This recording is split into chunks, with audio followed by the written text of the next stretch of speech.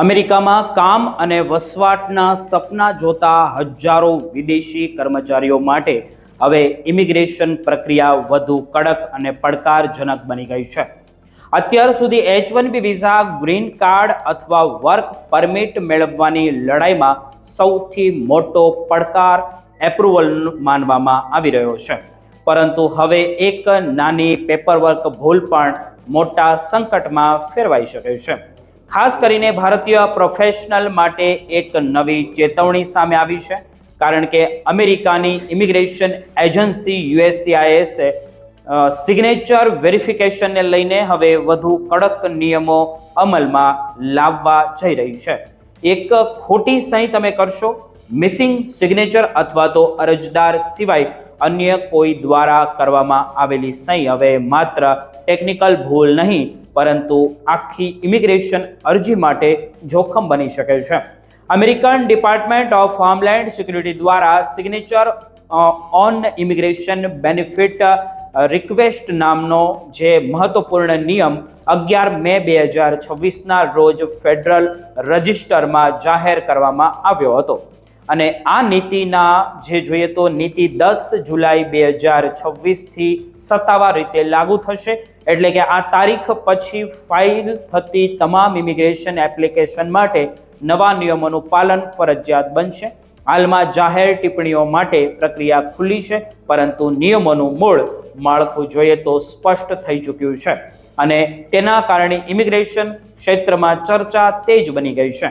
નવા નિયમો સૌથી મહત્વનો ભાગ તો એ છે કે હવે USCIS પાસે સિગ્નેચર સંબંધિત ભૂલોને લઈને કડક વધુ કાર્યવાહી કરવામાં આવી રહી છે.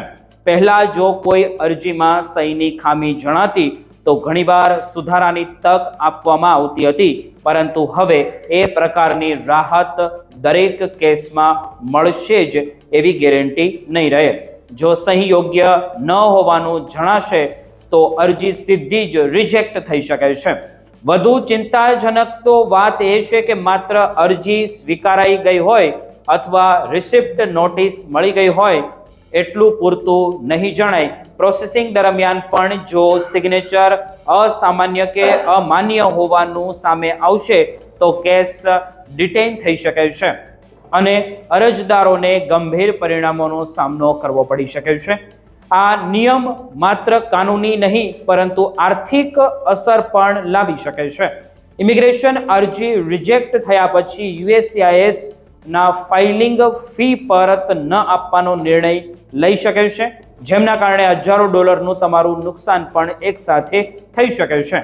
સાથે સાથે જે status extension, green card waiting line અને ભવિષ્યની ફાઇનલિંગ તારીખ હોય છે તેમાં પણ તક પ્રભાવિત થઈ શકે છે. હવે કઈ સહી માન્ય ગણાશે તે જાણવું પણ એટલું જ જરૂરી બની ગયું છે. જે હાથથી સહી વડે કરાયેલી ઓરિજિનલ વેટ ઇન્ક સિગ્નેચરનો સૌથી વિશ્વસનીય અને સુરક્ષિત માનવામાં આવશે તે સ્વીકારવામાં આવશે.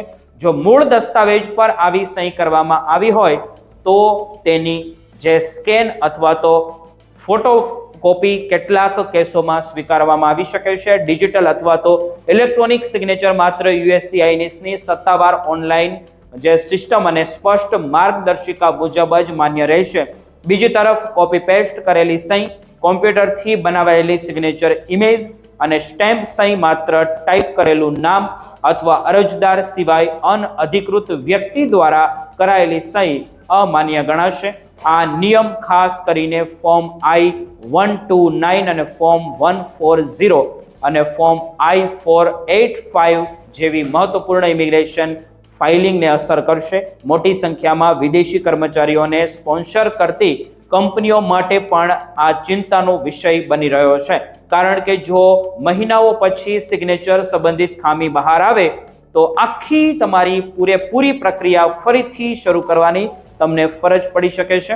ઇમિગ્રેશન નિષ્ણાંતો હવે સ્પષ્ટ સલાહ આપી રહ્યા છે કે અરજદારોએ ફક્ત HR ટીમ અને કન્સલ્ટન્સી પર આધાર રાખવાને બદલે પોતે જ દરેક દસ્તાવેજ, સહી, તારીખ અને ઓથોરાઇઝેશન વિગતો 2 વખત કે પછી તેનાથી પણ વધારે ચેક કરવી જોઈએ, કારણ કે અમેરિકાની ઇમિગ્રેશન સિસ્ટમમાં હવે નાની બેદરકારી પણ મોટા સપનાઓ માટે મોટું જોખમ બની શકે છે.